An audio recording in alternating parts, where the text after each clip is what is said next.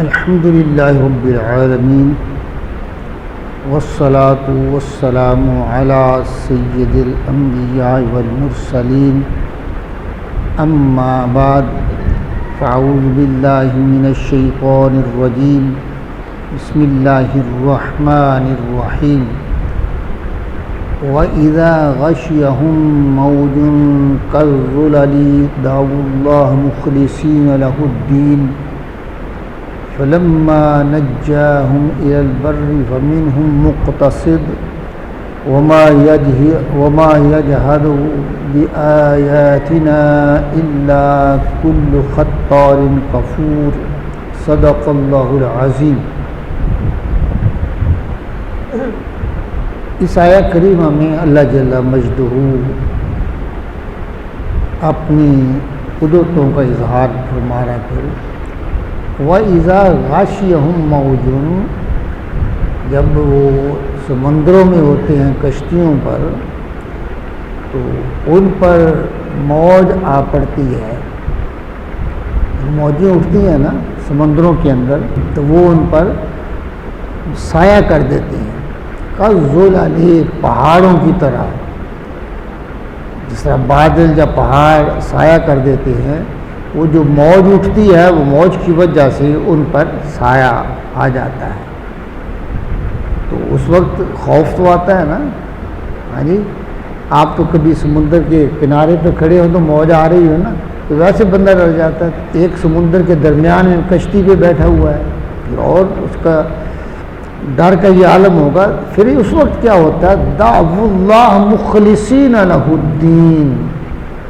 اس وقت وہ اللہ کو پکارتے ہیں مخلص ہو کر صحیح عقیدے کے ساتھ، یعنی انہیں پھر بت بھول جاتے ہیں اور ان کی پھر تار ادھر لگ جاتی ہیں، کافر، لیکن اس وقت ان کے اندر اخلاص آ جاتا ہے۔ کیا آتا ہے؟ اخلاص آ جاتا ہے اور اس وقت وہ پکارتے ہیں۔ تو معنی یہ ہوا کہ اللہ فرماتا فَلَمَّا نَجَّاهُمْ إِلَى الْبَرِّ، پھر ہم انہیں خشکی کی طرف نجات دے دیتے ہیں۔ کافر ہے لیکن اگر کافر بھی اللہ کو اخلاص کے ساتھ پکارے تو اللہ تعالیٰ اس پہ بھی کرم فرما دیتا ہے۔ ہاں جی، یعنی پکارنے کے لیے اخلاص چاہیے نا، ہاں جی، پوری توجہ چاہیے، یعنی توجہ سے انہوں نے ایسا کیا ہے تو اللہ تعالیٰ نے اس پہ بھی کرم کر دیا۔ مجھے ایک واقعہ یاد آ رہا ہے، شاہ جہاں کا بیٹا تھا دارا شکو، تو وہ حضرت میاں میر رحمۃ اللہ علیہ کا بڑا عقیدت مند تھا، تو ان کی بارگاہ میں حاضری کے لیے آیا کرتا تھا ان کے مزار شریف پہ۔ انہوں نے ایک نبینے کو دیکھا کہ وہ دعا مانگ رہا ہے باہر کھڑے ہو کے نا، تو کہتا ہے اللہ مجھے آنکھیں دے دے، مجھے آنکھیں دے دے، مجھے آنکھیں دے دے، اللہ مجھے آنکھیں دے دے۔ وہ 6-7 ماہ کے بعد پھرا تو وہ نبینہ ادھر ہی تھا، تو یہی کہہ رہا تھا اے اللہ میری آنکھیں ٹھیک کر دے، مجھے نظر عطا کر دے۔ اس کو بڑا غصہ آیا، اس نے کہا یہ میرے رب سے مانگ رہا ہے اور 6 ماہ ہو گئے تو رب نے عطا نہیں کیا۔ یہ اصل میں مانگنے کے لیے مانگتا ہے، پیسے مانگتا ہے، اس کے اندر اخلاص نہیں ہے۔ اس کے پاس تلوار تھی نا، اس نے کہا انے ادھر آؤ، قریب کر کے اس نے کہا یہ دیکھا یہ کیا ہے؟ یہ تلوار۔ اور کہتے میں دارا شکو ہوں، میں جا رہا ہوں اندر حاضری کے لیے دربار پر، اگر واپسی پر اپنے پہرے دار نے اس کے پاس کھڑے کر دیے تو میں یہ جائے بھی نہ، اگر واپسی تک تیری آنکھیں ٹھیک نہ ہوئی، تیرے رب نے تجھے آنکھیں نہ دی تو میں نے تجھے قتل کر دینا ہے۔ اب یہ کہا، اب وہ سجدے میں گر گیا، آنسو بہا رہا ہے اللہ مجھے بچا لے، اپنا کرم کر۔ اب وہ اخلاص پیدا ہوا نا، جب پیدا ہوا، جب واپس آیا تو اس کو اللہ تعالیٰ نے آنکھیں عطا فرما دی تھی۔ وہ بینا ہو چکا تھا، جب اس نے کہا سنا وہ کیا ہے درخت پر، اس نے کہا پرندہ بیٹھا ہوا، اس طرح اس نے امتحان لیا نا،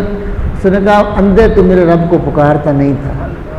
اگر تو اخلاص سے پکارا ہوتا تو اللہ تجھے پہلے ہی عطا فرما دیتا ہے۔ تو یہ ہے کہ جب ان پر کوئی مصیبت آتی ہے، جب وہ پھنس جاتے ہیں تو پھر وہ اللہ کو پکارتے ہیں صحیح عقیدے کے ساتھ جب بندے کا عقیدہ صحیح ہو فلما نجاہم الی البر، پھر ہم انہیں خشکی کی طرف بچا لاتے ہیں، یعنی ہم انہیں خشکی کی طرف نجات دے دیتے ہیں۔ فمنہم مقتصد،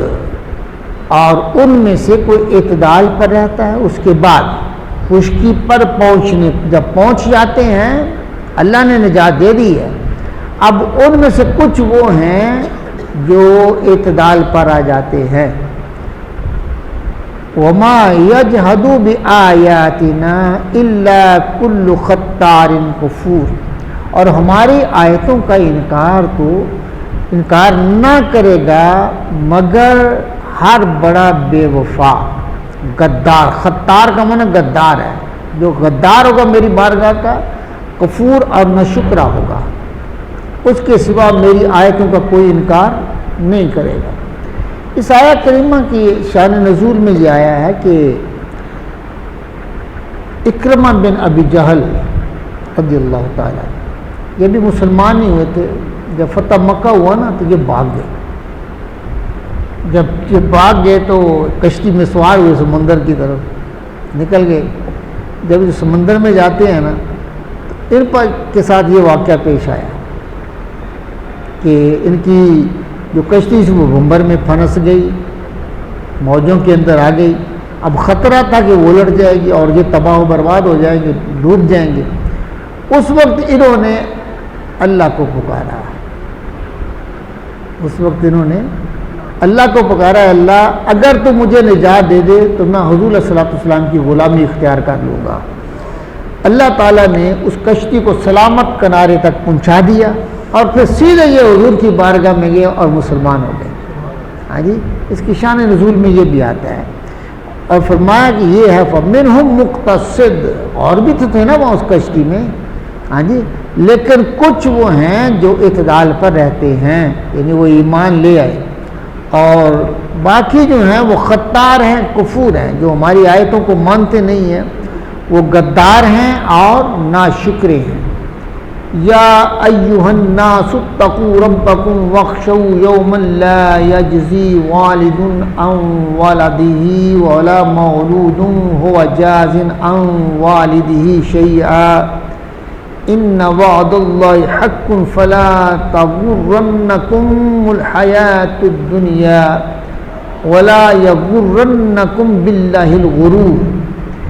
یا ایھا الناس، اے لوگو، یہاں اللہ نے نہ تو مومنوں کو خطاب کیا ہے نہ کافروں کو، یعنی سب کو مشترکہ طور پر اللہ نے، جب الناس کا وقت جو ہے نا آیا تو اس سے مراد کیا ہے؟ مسلمان بھی ہیں اور مومن بھی ہیں، پوری انسانیت ہے۔ یا ایھا الناس، اے لوگو، اتقوا ربکم، اپنے رب سے ڈرو،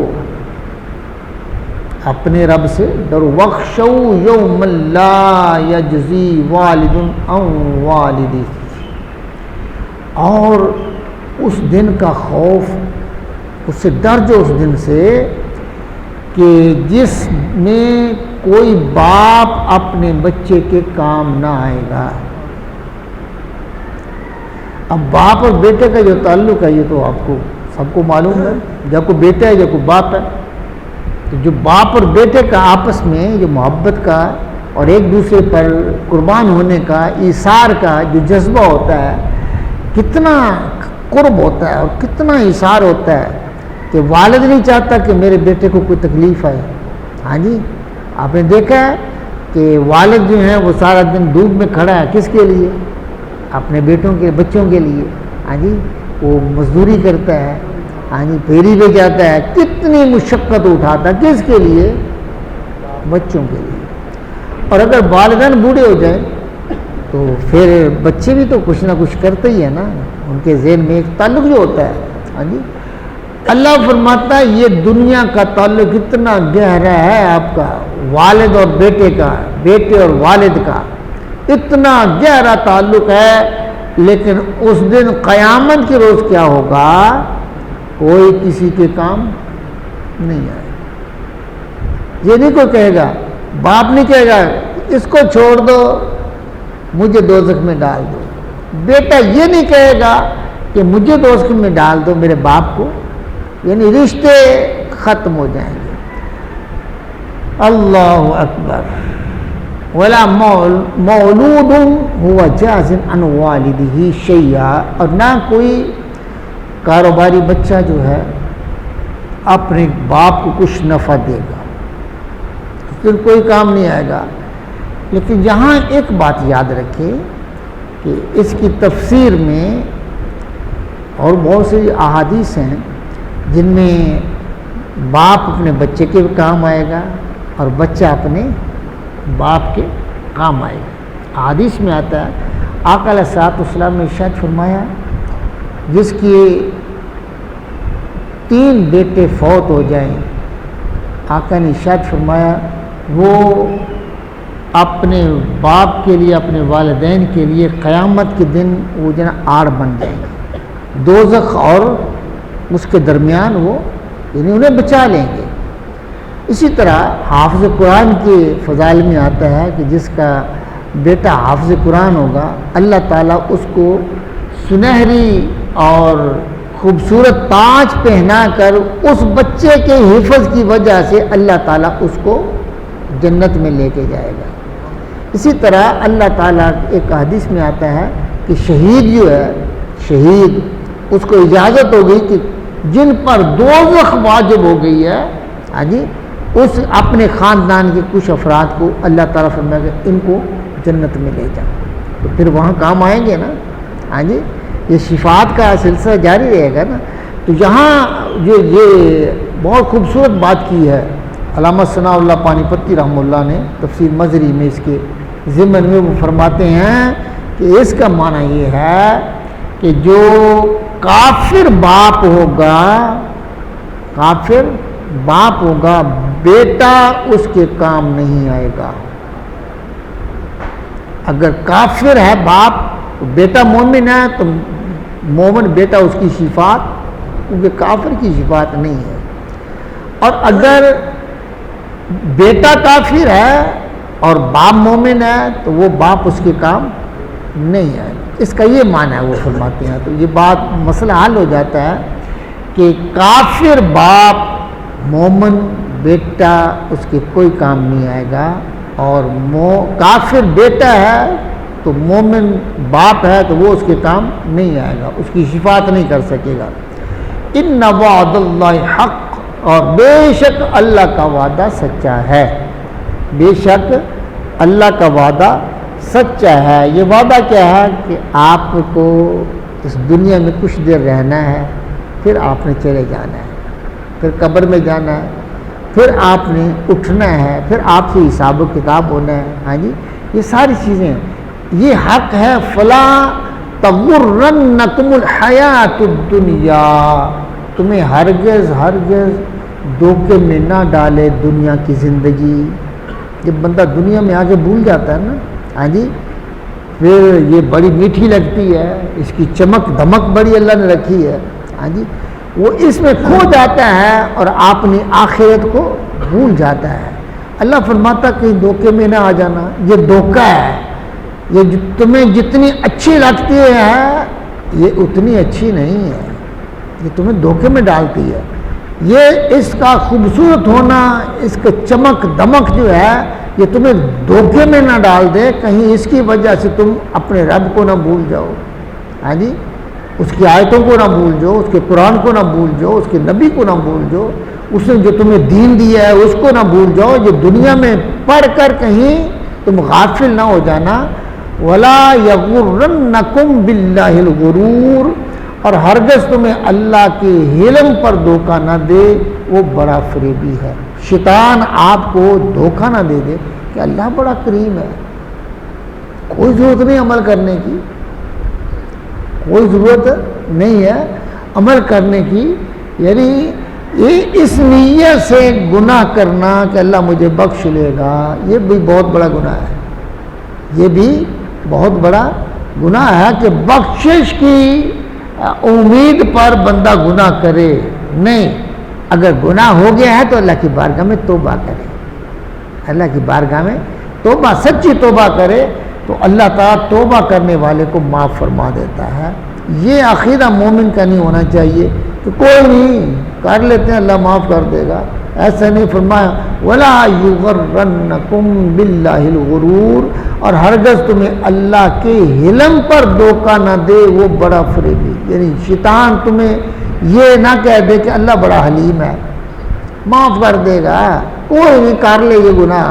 ہاں جی ایسا کرنے سے رک جاؤ، ایسا نہ ہو۔ اللہ تعالیٰ ہم سب کو اس سے محفوظ فرمائے۔ وآخر دعوانا الحمدللہ رب العالمین والصلاة والسلام علی سید الانبیاء والمرسلین ربنا آتنا فی الدنیا حسنة وفی الآخرة حسنة وقنا عذاب النار وادخلنا الجنة مع الابرار یا عزیز یا غفار یا رب العالمین۔ مولا کریم اپنے محبوب علیہ الصلوۃ والسلام کے وسیلہ سے ہماری نماز فجر کو اپنی بارگاہ میں قبول فرما، ہم نے مل کر تیرے محبوب پہ درود و سلام پڑھا قبول فرما، درس قرآن ہوا مولا اس پہ عمل کی توفیق عطا فرما، اپنے محبوب علیہ الصلوۃ والسلام کے صدقے سے اس پہ عمل کی توفیق عطا فرما، بد عملی سے محفوظ فرما، اپنے کرم سے ہمارے گناہوں کو معاف فرما